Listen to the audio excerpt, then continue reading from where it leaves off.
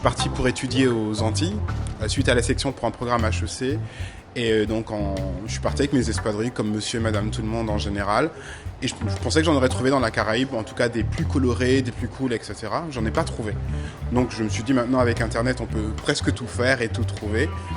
Et je me suis dit, voilà, je n'avais jamais vu en madras et en wax. Donc, j'ai trouvé un petit atelier. Je leur ai envoyé, en fait, des coupons de tissu. Ils m'ont renvoyé mes espadrilles. Ça a commencé à plaire, 1, 2, 3, 4, 5 personnes et tout, mais ça restait avant tout un besoin pour moi, donc voilà, les gens ne savaient pas vraiment ce que c'était, non, ce n'est qu'une paire d'espadrilles, etc.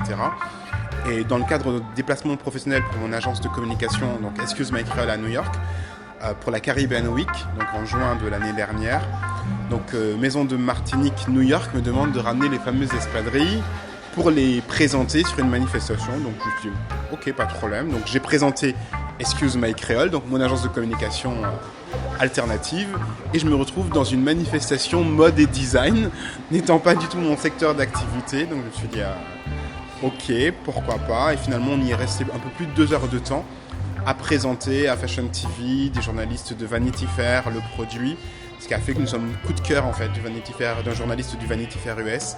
Et avant même d'avoir commercialisé ailleurs sur la planète, nous étions déjà référencés à New York. Donc, et après, ça a été un peu une aventure. C'est toujours une aventure un peu dingue parce que bon, voilà, on a développé le concept, en fait, on s'est vraiment fait plaisir. Ça permet aussi de pouvoir collaborer avec des stylistes, des designers, travailler sur de l'innovation textile, etc., etc. Et c'est une très très belle expérience. Et puis voilà, comme je porte ce projet.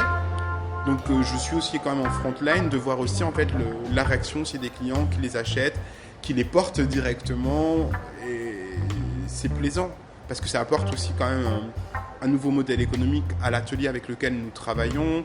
Ça crée des emplois, on travaille sur de la fibre bananière, on travaille sur de l'innovation textile à partir des feuilles d'ananas, donc on travaille sur l'impression 3D pour les semelles, donc on essaie vraiment d'aller au-delà de simplement la paire d'espadrilles, mais proposer un concept. C'est différentes entreprises qui donnent vie à ce projet, à ce concept, et c'est vraiment en fait ce qui est ultra gratifiant en tant qu'entrepreneur, en tant qu'Afro-Caribéen, en tant que Caribéen, en tant que Français, de voir que bon voilà, un produit avec une étiquette, avec le Born in Martinique, ça n'avait jamais été fait en fait. Et c'était pour moi hyper important de dire bon voilà, nous sommes aussi en fait une île française, nous sommes la France dans la Caraïbe, nous avons une Caribbean French Touch aussi possible, et aussi valoriser le sud de la France parce qu'elles sont confectionnées en zone Pays Basque.